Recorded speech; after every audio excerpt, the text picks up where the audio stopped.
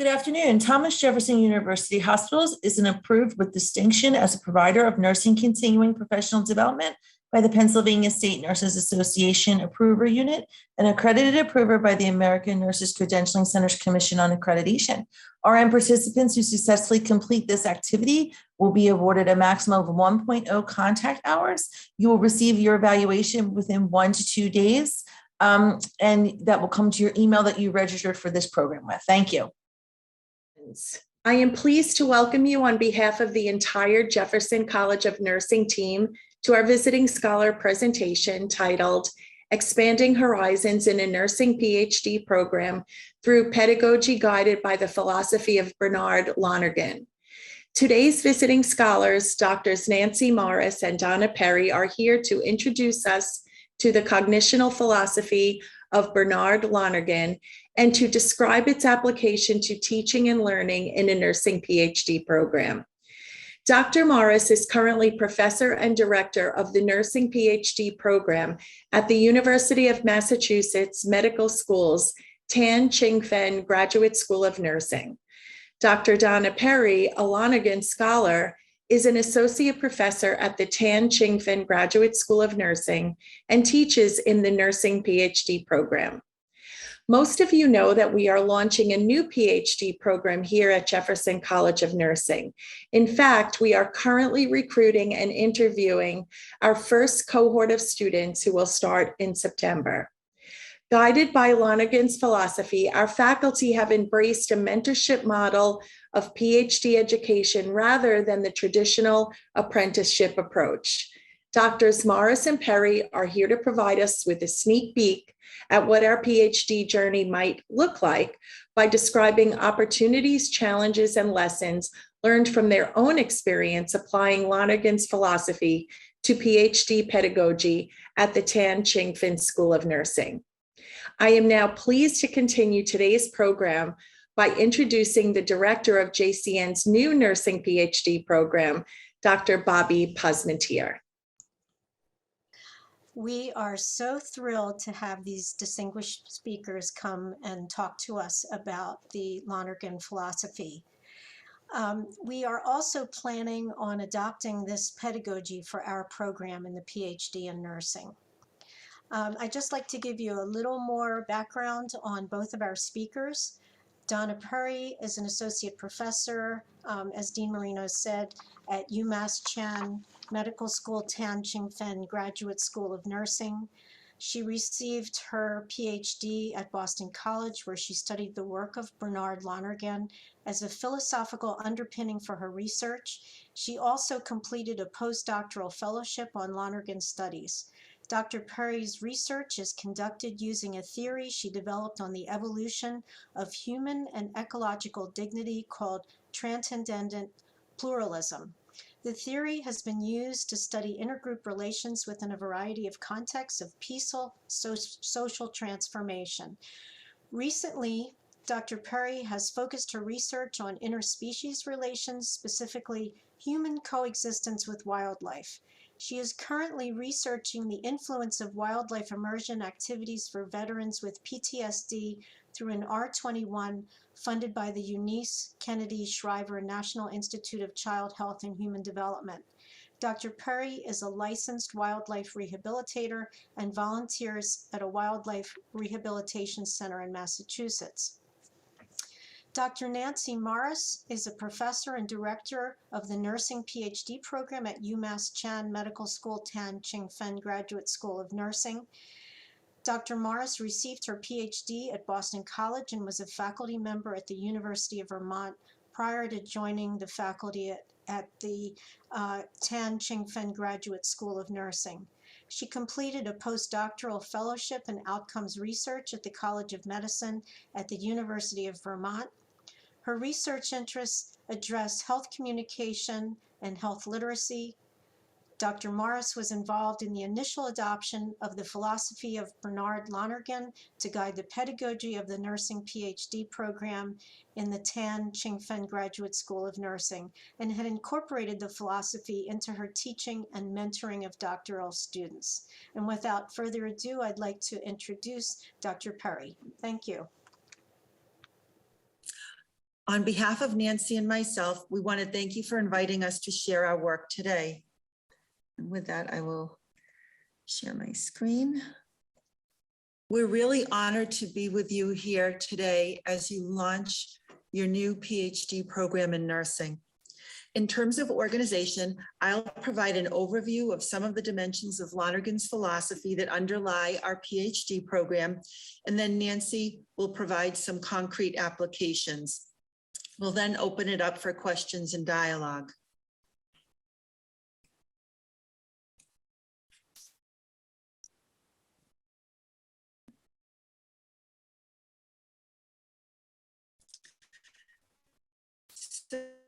Thank our retired colleagues, Ann Kane and Carol Bova, who were instrumental in this work, as well as Lonergan scholars at Boston College, including Patrick Byrne and Fred Lawrence, who've been very supportive in this process. Both Ann and myself had been introduced to Lonergan's philosophy at Boston College and had done postdocs in the Lonergan Institute there. Our work was in very different areas. Ann was concentrating on how knowledge develops in interdisciplinary research teams, and my work was focused on peace building. At a UMass faculty presentation that Ann and I were doing on our work, Carol Bova, who was our PhD program director at that time, noticed that Lonergan's philosophy was very applicable to our different areas of research. And this gave her an idea into using his philosophy as a unifying focus for our PhD program.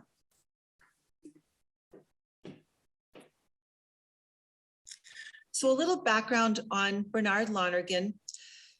He was born in Buckingham, Quebec, and is a Jesuit philosopher and theologian, considered by many to be one of the finest minds in the 20th century. He studied at the Gregorian in Rome and completed numerous works, but his most notable being his book Insight, which is a lengthy book that develops his cognitional philosophy. And his other noted book is Method in Theology, published in 1972. And although Method in Theology focuses on systematic theology, it is valuable in other contexts other than theology because it provides an overview of his transcendental method that we'll be talking about in a few minutes, as well as some of his thinking on values and human responsibility for the social good. He taught at a number of universities, including the Gregorian in Rome, the University of Toronto's Regis College, Harvard University, and Boston College, where there's a Lonergan Institute for Lonergan Studies, led by faculty who knew and worked with Lonergan personally.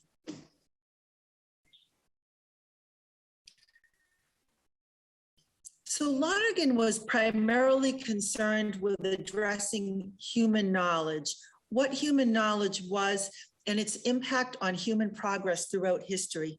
In his cognitional theory, he spoke of trying to answer three questions. What am I doing when I am knowing? Why is doing that knowing? And what do I know when I do it? For Lonergan, wonder and inquiry are basic to knowing. He argues that humans have an unrestricted desire to know and talks about the incessant questions that children have. They want to know the answer to everything. However, as we grow older and preoccupied with the concerns of life, we tend to brush our questions aside. So one of the important aspects of PhD education is to help the student pay attention to their questions and reintroduce that sense of wonder. So one of the important aspects of Lonergan's philosophy is the way he views horizons. Lonergan describes human knowledge using a visual metaphor of three concentric rings. The inner circle includes all the questions that a person can answer. So in other words, the knowledge that the person has. The middle circle includes the questions that a person cannot yet answer, but at least can raise, knows how to answer, and finds worthwhile. The outer circle denotes those questions that the person cannot raise, or if they raise them, they don't understand them, they don't think they're worthwhile, and they don't think that they have a solution.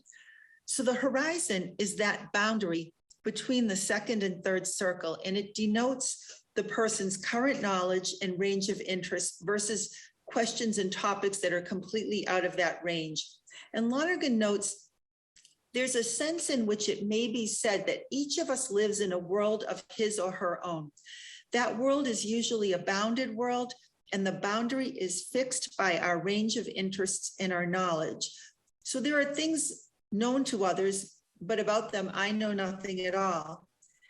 There are objects of interest that concern others, but about them, I could not care less. So the extent of our knowledge and the reach of our interests fix a horizon. Within that horizon, we are confined. However, we do not have to stay confined in that horizon. We can branch out of it. We can learn about the horizons of other people. So one of the goals of PhD education is to help the student to expand that horizon by expanding their knowledge and raising new questions. And what we find as a faculty engaged with students who have horizons different than our own is that there's actually a mutual expansion of horizon that goes on. So before there was Wordle, we had the daily jumble in the newspaper. And my grandmother used to look at the newspaper every day and always did the jumble words. And if there were any that she couldn't get, she would call my mom, and then my mom would ask us kids, and eventually we would figure out the jumble words for that day.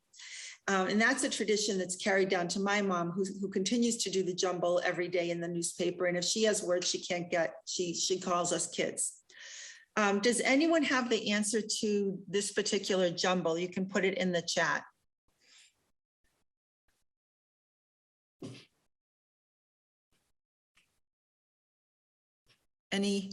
Are we seeing any answers yet?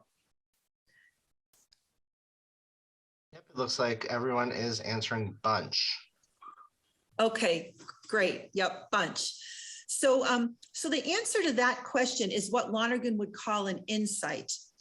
So one of the roles of the educator is to raise questions for the student and provide clues as to the answer. So for example, if somebody were having difficulty unscrambling this word, we might say, well, it starts with a B. We give out the clues.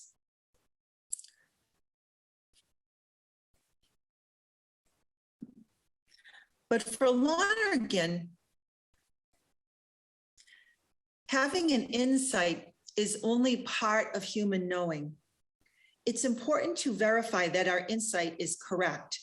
And he argues that we must raise and answer the further relevant questions in order to confirm the correctness of our insights. And if further questions suggest that our insight is incorrect, we must go back to the drawing board. So Lonergan's cognitional philosophy is based on 4 levels of consciousness within what he called generalized empirical method. So in developing his cognitive philosophy, he spent a lot of time looking at how scientists answer their questions. And the first few chapters of Insight provide numerous examples of knowledge development in mathematics, physics, chemistry, and so forth.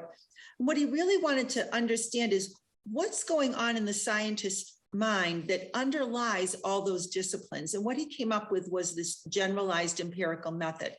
So Lonergan argues that our knowing always begins with experiences. And there are 2 kinds of data that we can experience. Data of sense are things we can experience in the external world through our senses. So I can hear a dog bark, I can see a tree, I can smell a flower. Data of consciousness are things that we can experience within our own mind. So we may become aware, for example, of feeling happy about something. We may become aware of an experience of being curious about something. So from those experiences, whether with data of sense or data of consciousness, further questions arise. And those further questions take us to the next level, which is the level of intelligent consciousness. And on that level, we answer the question, what is it? And so this is the level of consciousness where we have those insights. We have an experience and then we have an insight into what it might be. But our insights may or may not be correct. So I may think the smell is cookies, but maybe it's really brownies. So we have to take it to the next level of what he calls rational consciousness. And that is the level where we come up with a judgment, what he calls a judgment of fact, that declares that something is true or false. And we can only answer that by raising and answering the further relevant questions.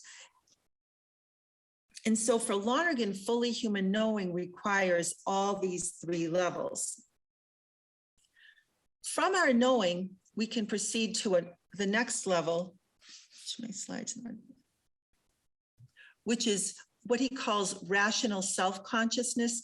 And that's where we decide what to do. So now we know something, what are we going to do about it? And on that level, we get into ethics and what he calls judgment of value. So for example, from a nursing perspective, we might experience a patient telling us that they feel dizzy. We might have an insight that suggests, oh, they're probably dehydrated.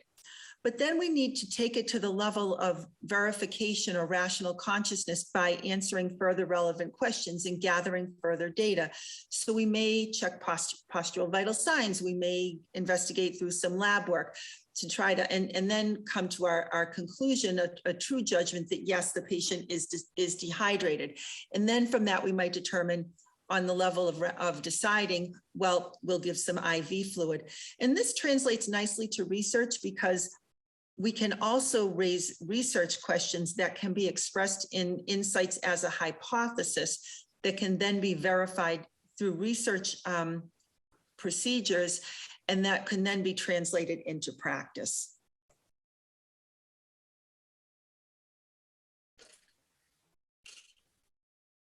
So the reason Lonergan uses the term levels of consciousness is not to indicate a rigid, linear, or a mechanistic process. Other questions take us to a deeper consideration of that same data that we initially experienced. So in his later work, Method and Theology, Lonergan developed what he calls cognitive operations, and these correspond to the four levels of consciousness. So on the level of empirical consciousness, the operation is experiencing. On the level of intelligent consciousness, the operation is understanding. On the level of rational consciousness, the operation is judging. And on the level of rational self-consciousness, the operation is deciding. I personally prefer these terms. And, depending on what you're reading in Lonergan scholarship, you may find readings that use the terms from the levels of consciousness, but I just find that these terms are a little bit more accessible and easier to explain. So I've kind of adopted the cognitive operations and am less likely to use the terms from the levels of consciousness, but they do correspond to one another. And then again, so these first three levels comprise our knowing. So when Lonergan had asked that question, what is it that I'm doing when I'm knowing? His answer was these three questions: experiencing, understanding, and then judging based on answering all the relevant questions. And then on the next level is doing. So, and this level of deciding or doing is more complicated than we're going to address here, but it really gets into ethics and judgments of value. But the importance is establishing that link between our knowing and our doing. And so this approach is really, again, not linear, but it's a cyclical process driven by questions. And when we get to that level of action or deciding, our actions generate results, which leads to new experiences, and then the cycle begins again. So it's really this, constant cycle, over and over again, that leads to an expansion in knowledge over the course of a lifetime. So Lonergan has also identified a normative component to these cognitive operations. And normativity for Lonergan relates to fulfilling our human capacity while acknowledging that each situation is different. So he develops what he calls these transcendental precepts. And so the precept for experiencing is to be attentive. The precept for understanding is to be intelligent. The precept for judging is to be reasonable. And the precept for deciding is to be responsible. So ultimately, responsibility is fulfilled in being loving. These precepts are normative without being prescriptive. So they provide a standard of sorts, but it's not a rule. We need to figure out for ourselves in each situation how to best be attentive, intelligent, reasonable, and responsible. And it's going to be a little different in each walk of life. To be attentive, intelligent, reasonable, and responsible as a nurse is going to be different than being attentive, intelligent, reasonable, and responsible as an accountant. We are attentive to different things. We ask different questions. Our practice is different. And for Lonergan, the degree to which we're faithful to these precepts helps us to be more or less authentic. And for Lonergan, being authentic or developing authentic subjectivity is an important goal of human living. This approach can be a little challenging for doctoral students who are often more accustomed to following rules and memorizing lists regarding patient care protocols, because very often their prior education has been a process of memorization and applying what's already known. We're encouraging them to be creative and to step into the unknown, but still maintain these precepts as they're doing it. And ultimately, Lonergan advocates for what he calls self-appropriation, which is a little bit like what in qualitative research we call reflexivity. So reflexivity is being self-reflective while we're doing the research process, and self-appropriation is right in alignment with that. It's being reflective, paying attention to what's going on in our mind, paying attention to these cognitive operations and asking ourselves, am I being attentive? What am I being attentive to? Am I being intelligent?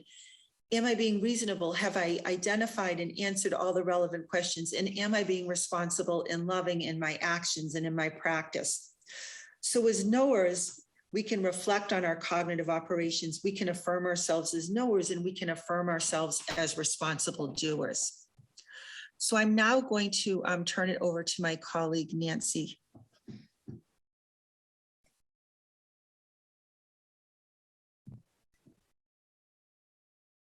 Thanks, Donna. Much of what I'm going to share with you today may be things that you currently do. Using Lonergan's philosophy allows us to put our words into our actions and provide support for these practices. Our goal is to help students expand their horizons. And I will say in doing so, it also expands the horizons of the faculty. Given that we don't require students to conduct their dissertation in our areas of research, we all learn and grow from one another as they continually push the boundaries of knowledge. Others have questioned, how can we create a dissertation committee and guide a student on a topic in which we are not expert? It does require that we create a dissertation committee that has someone involved who is a topic expert, and that may very well be somebody from outside our School of Nursing. We can typically provide the methods and the procedural expertise if we aren't the content expert. So one of our goals is to create and really restore this sense of wonder, to provide a culture in which there's an unrestricted desire to know. Many of you have been around young children and heard their repeated questions. Why, how come, in what way?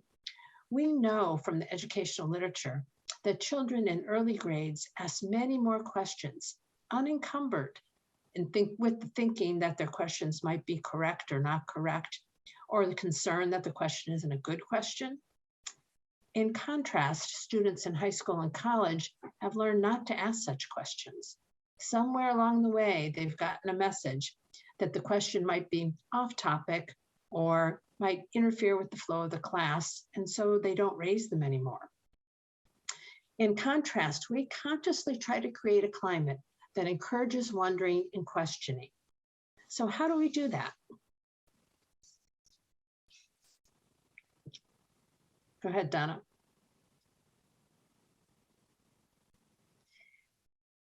So one strategy is really to have our students read broadly.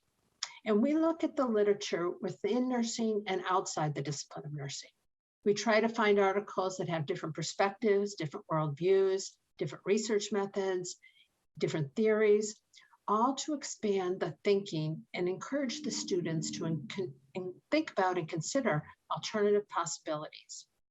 Exposing the students to scholars outside of their horizons, their individual interests, their typical readings, in turn should lead to new thinking and considerations that would not have they would not have thought about prior. Just as sort of a concrete example, you might read 5 different papers, one that says red is best, another that says blue, another that says green or yellow or orange, and each one is able to defend their decision about which color is the best color. But the reasoning and the background behind that will vary. And so the students can come to an appreciation that a different perspective might lead to a different answer. So really, we want to expose the students to different scholars. So following these readings comes the discussions.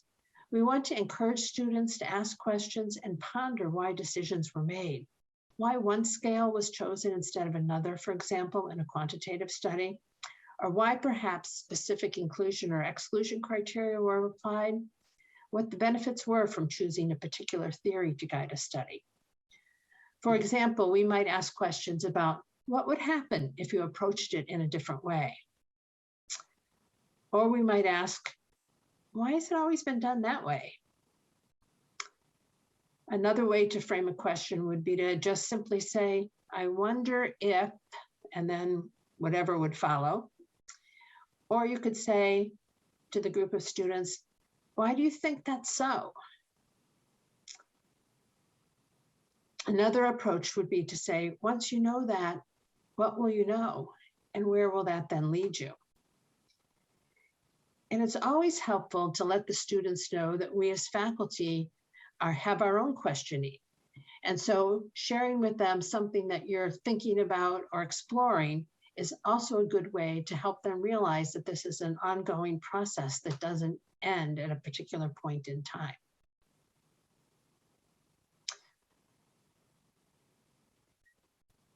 Following the readings comes the discussions. And the discussions often involve applying what Donna referred to as the transcendental method. And I'm going to give you an example of how we might do this within an advanced quantitative research course. Donna, actually, can you back up one slide? You went too far forward. So the first thing we want to think about is in applying the transcendental method is what we're experiencing or what, and as Donna explained earlier, this is the whole concept of knowing. And one of the initial ones is being attentive. So when we're experiencing, we might or not might, we do ask the students to think about what have you experienced in your practice setting that could or should be answered with research. We want them to be attentive to these experiences, whether that's in their clinical practice, the educational environment, the policy boardroom, or a meeting with the health department. We want them to be listening, looking, and open to questions that could be answered with research. We then want them to have some understanding, and this involves being intelligent. So in a course like a quantitative methods course, students are learning about different designs and why you might choose one design over another. So we want them to demonstrate their understanding and use their intelligence when making these kinds of decisions. So you have to know which design is most appropriate if you're trying to understand a relationship or an association, or you're trying to make a prediction, or perhaps you're trying to determine prevalence or incidence or causality, all of which would suggest a different design to your research. The last aspect of knowing is being reasonable and making some judgment. And with quantitative research, we want to be sure that students understand the concepts of reliability and validity so that they can then be reasonable in their judgment of the studies that they're reading. So it's the application of their knowledge that they have learned and being really reasonable about making their judgments, which will influence their interpretation of these types of studies. So these are the aspects of knowing, and the next slide will show you or demonstrate the aspects of doing when we make our decisions. So the responsibilities that are associated with doing, what do they entail? So one might be the kinds of decisions we make about the inclusion and the exclusion criteria for a research study. Another might be about what drives our decision about sample size. Are we using precision estimates, or are we using a power analysis, and why are we making that choice? How do we make that decision? That requires that we be responsible with what we have learned in applying that. Another example would be, on what basis do we select our scales, our surveys, our measurements? All of these decisions should be done using being responsible, meaning we're applying what we have learned in doing so. So this is just an example of how something like this can be applied to a quantitative methods course. Another strategy that we have used is applying a process in which we brought students together from two different classes, so both a quantitative research course and a theory course. And we're trying to broaden the students' horizon. So we've chosen to focus on a topic that many of them are not particularly invested or interested in. And we chose environmental science, as the theories used often take the student beyond the nursing literature. And there are several quantitative designs on studies related to the environment and health. In addition, we use the emphasis or do some teaching around the use of big data, since there's many examples to draw from that address water and air pollution or lack of green space, heat waves, and the built environment, and all of those associations to one's health. This has proved to be a very rich experience for the students, especially when the students in the theory class are coming from a focused perspective that semester on looking at theories, and the students in the quantitative research class are looking at methods of conducting the research. So combining them two has led many to really expand their horizons, and we've had a few students who have chosen or completely sort of pivoted or added to their research interest and added an environmental aspect to their dissertation studies, which they attribute directly to the experience they had in this class, where we introduced them to topics, or I'll say a new horizon that led them to ask more questions. One more example is on the next slide, which is when we have asked students from all cohorts, so our first year, second year, and our dissertation phase students, to come together for what we call an essential questions seminar. Faculty and students across the PhD program exchange ideas, and we use what's called a World Cafe approach. So at each table, there is a little explanation and a set of questions that they dialogue about. And then we combine the outcomes of our discussion and share key points with the entire group. We believe that to raise relevant questions to further our insight, giving students the opportunity across the whole program to exchange and talk with each other has been really beneficial. And it's a very well-received activity. Students like the opportunity to explore these topics with students who aren't in their primary cohort, and they gain insights from the experiences these other students share when having this type of a discussion. So all of these examples are just some concrete ways in which we try to really encourage the students to expand, if you will, their horizons and look towards new questions that they can answer. Identifying unanswered questions does lead the students to try to want to find those answers, to carry out or think about conducting the research, to then verify their insights.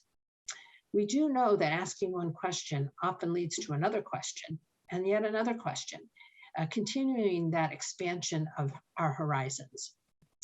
Asking questions begets new knowledge and expands our thinking. And once we understand the answer to a question, we're really in a better position to move forward to answer another set of questions. So in essence, our horizons, actually both the student and the faculty, are continually expanded upon if we've been successful, that is, with our integration of this throughout the program. So each of the classes within our PhD program approach this in a little different way, but it's an underarching theme in all of our coursework and in the socialization activities that we bring the students together to share. The benefit of the different topics of research that students have done really demonstrates the broad array of topics that students have answered. And some of the just examples of their research studies have been, one has done a study on a new concept that she developed called Ubiety in Practice. Another study has done, another student has done a research on a study on looking at childhood asthma and the family's response to that. We've had students do educational research where they have looked at the transition of LPNs to RN practice. We've had students do research looking at the genetics that occur from specific drugs given during anesthesia and the impact of that on the patients as they're awaking from that anesthesia. So you can see that there's been a vast array of topics that students have investigated, which we attribute largely to our encouraging them to follow their own insights to try to expand that level of research and knowledge. So at this point, I'll thank you all for listening and even spending some time with us to think about the application of this philosophy to a PhD program. And at this point, we'll open it up and hopefully have some questions and dialogue to take this a little bit further.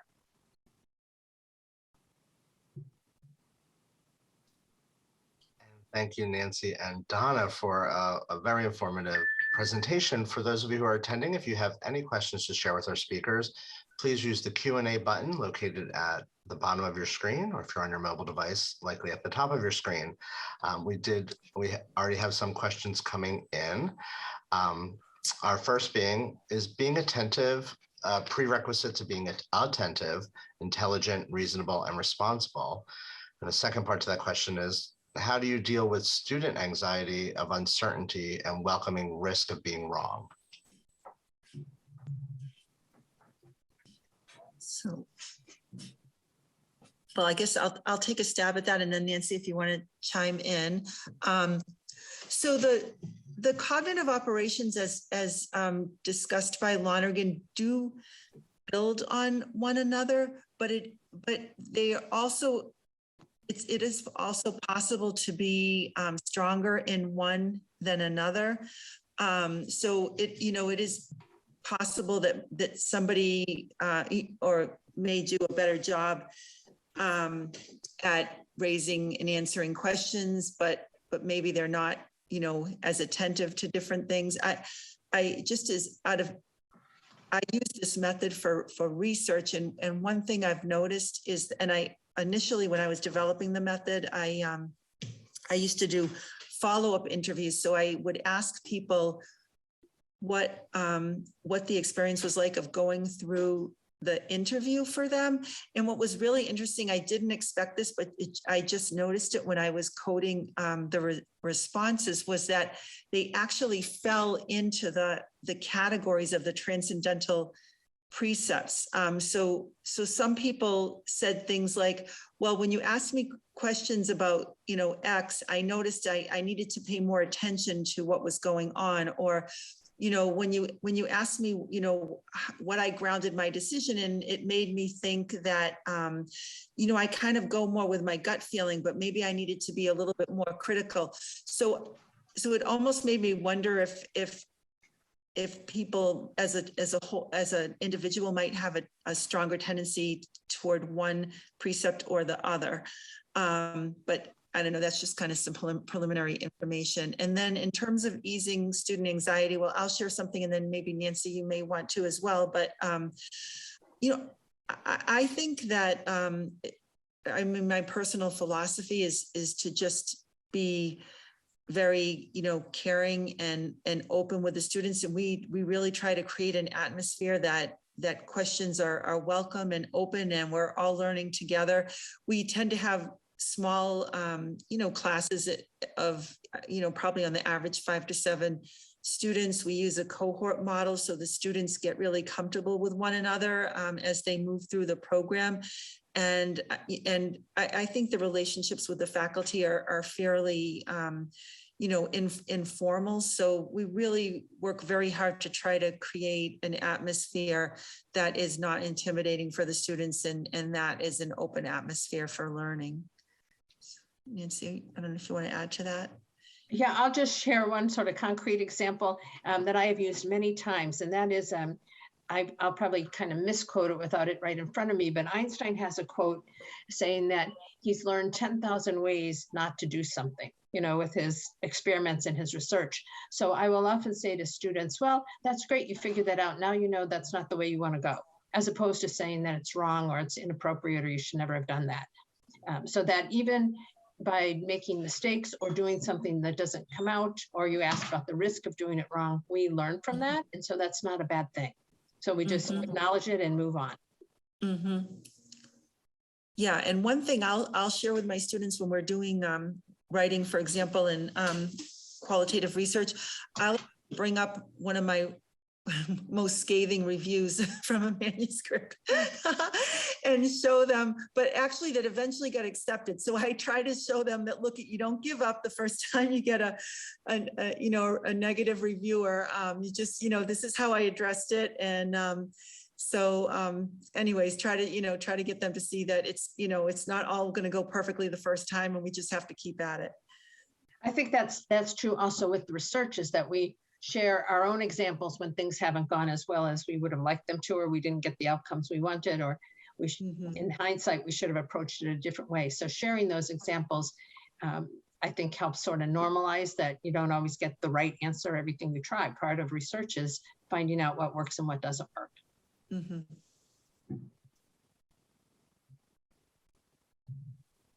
I also, we have another question asking if you could please give some examples of questions you might use in the World Cafe approach.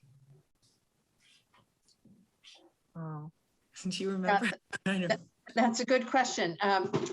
So let me think. We have had questions that sometimes we put them in to kind of provoke discussion, or that we think might kind of get different kinds of responses. So one of the questions at a table was around life balance for PhD students and sort of life beyond the PhD. So we had asked a question about what's reasonable for expectations around the amount of time a PhD student puts into their work week.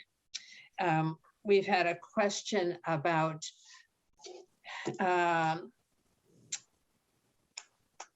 let me think. Another one was on the type of thing, something that students might, or a PhD prepared nurse might want to study. Like, do you think it's appropriate for PhD nurses to study, I'll say, problems in the environment, which is a little maybe outstream of what people typically focus on? Or do you think it's appropriate? We've had a question about the role of the nurse on an interprofessional research team. Is it appropriate for the nurse to be the PI, the co-PI, or not? And we make up a little scenario around that. So we try to come up with questions about that relate to situations either they might study or they might find themselves in, and work through how they think would be a good way to respond to that. I don't know if you have any other remembrance, Donna, of some of our other questions. I can't think of the specific questions, but I will just add that our format has evolved over the years. And so initially we started with a large seminar format. We got everybody together in one room and we had some questions. And what we found is that people didn't talk as much. And some of for example, the first year students, I think were a little intimidated to talk amongst the more senior students. And then we shifted to this World Cafe format, which involves having small groups. And so we've got maybe, a half dozen people sitting around a table, we have refreshments, and then we shift and we move so that each table gets to answer each question. And we found that the smaller groups, I think people are less intimidated and they tend to share a little bit more, and it just makes it a little bit more fun and getting up and moving and that sort of thing. Thank you for that. Another question. Do many of the graduates apply for a postdoc experience for mentorship from a subject matter expert? Do they feel that they need more of an apprenticeship experience? That's a great question. It's interesting when I think about the students who do postdocs. We don't have a large number who are able to continue on in that reign, but maybe one or two a year. And those who do postdoc, they are going to, I don't think it's really related to the subject matter that's driving them to do the postdoc. I think it's more related to getting more experience in the research method and grant writing and publishing and all those components that go along with the postdoc. The postdoc does, those who have chosen those, they are doing them in their area of research. So they're working with more expert nurses in that area. But I think they have a good handle on the topic matter themselves, and they're really seeking further refinement and development in the role as a nurse scientist. Mm-hmm. Another question from one of our attendees. In terms of dissertation committee members, do you recommend that the methodologist prefer or be an expert in the methodology the learner chooses? Also, should the student choose the content expert? So, well, I'll start. And I think it really varies, but we really do try to have on the committee a methodologist who is an expert in that area, and the committee chair, that may be the committee chair or it may not be. So for example, we are very fortunate in having a statistician on our faculty. So if they're doing a quantitative study, she may be the expert, and the committee chair may be the content expert, or we may bring another committee member in who is the content expert. And sometimes it is somebody that we're able to find, and sometimes it's someone that the student has found. I've been trying to, the past couple of years, encourage my students to do more networking because that's something they're not always skilled at, and sometimes they don't have opportunities to meet people from other fields. So just one example, I had a student, or I have a student who really came in with this interest in stargazing. I mean, I did her application interview and she talked about it at that point. And I think working, as Nancy mentioned, in the environment class, got a little bit more interested in that and became to see it as more of a possibility. But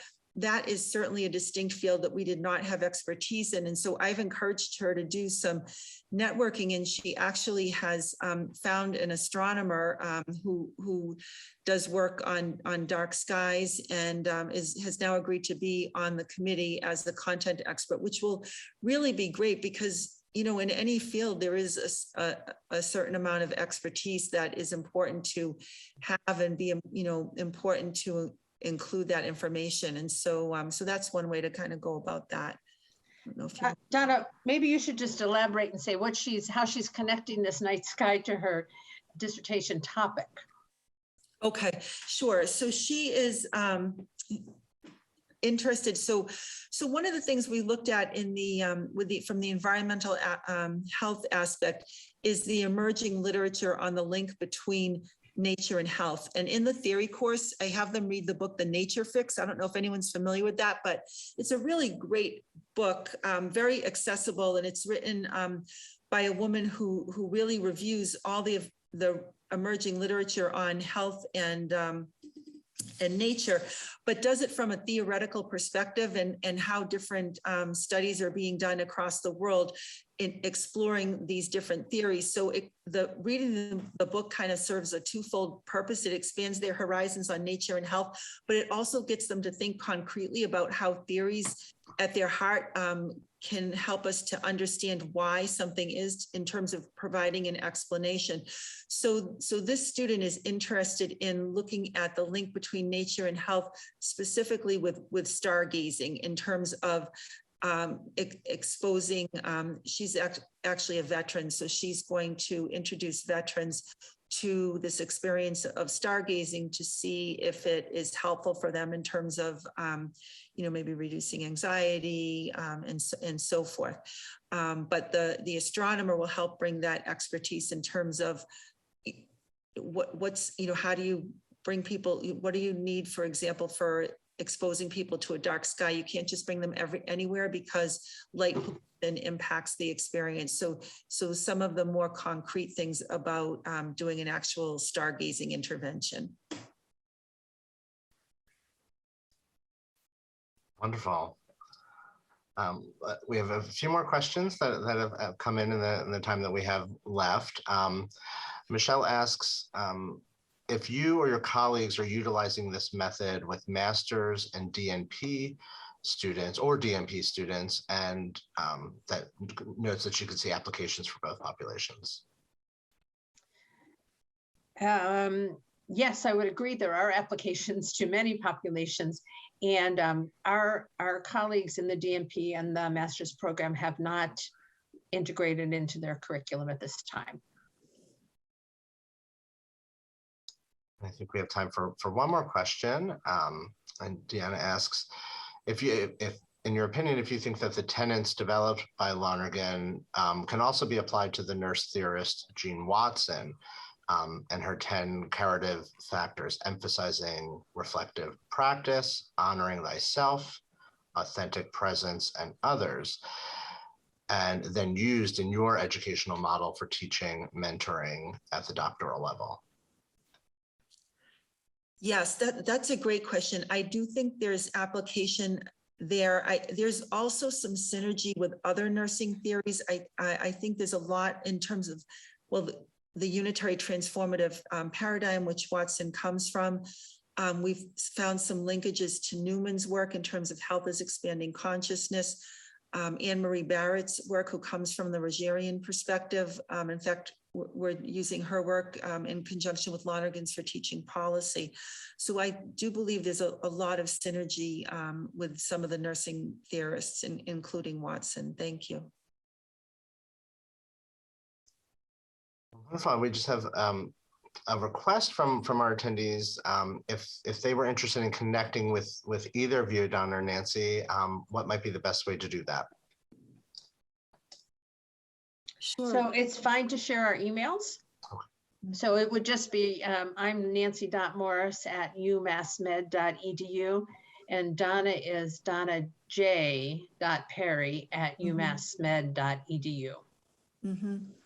Fun. Thank you both again for your time. And for those of you who are asking if you missed any of the program or the presentation, we will share a link with you tomorrow in your email to a recording of the presentation, so you can refer back to anything you may have missed, and Donna and Nancy's contact information. Thank you all once again for joining us. We hope that we will see you again soon at one of our upcoming alumni programs, whether in person or online. There's a short list here on your screens, and you can visit jefferson.edu/alumni events for our full calendar. I want to highlight a few nursing specific programs coming up. On May 12th, the college is hosting a celebration of Nurses Week.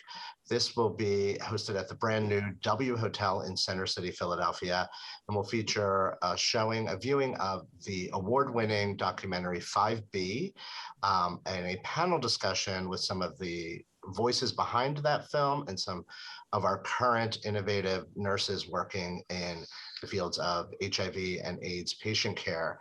If you're unable to attend in person or not in the Philadelphia area, we will also offer the option to tune in virtually on Zoom to listen in.